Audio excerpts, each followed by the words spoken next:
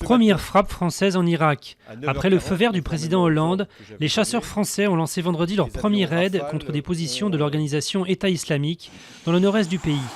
La France est ainsi le premier pays à se joindre à la campagne aérienne américaine, donnant corps à la coalition voulue par Washington. Cette fois, c'est officiel. Nicolas Sarkozy a annoncé son retour. Le candidat malheureux à l'élection présidentielle de 2012 est candidat à la présidence de l'UMP, un parti qu'il compte transformer de fond en comble pour créer un vaste rassemblement. Le Royaume-Uni se dirige vers un modèle beaucoup plus fédéral. Si les Écossais ont dit non à l'indépendance, Londres s'est empressé vendredi de promettre des pouvoirs accrus aux 4 nations qui composent le Royaume. Le soulagement était perceptible chez nombre de dirigeants européens, inquiets d'une contagion nationaliste. En Espagne, le chef du gouvernement, Mariano Rajoy, s'est dit très heureux, mais les indépendantistes catalans ont réaffirmé leur volonté d'organiser un référendum le 9 novembre.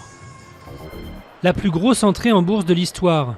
En levant 25 milliards de dollars, c'est ce qu'a réalisé le groupe chinois de commerce en ligne Alibaba avec son entrée fracassante à Wall Street.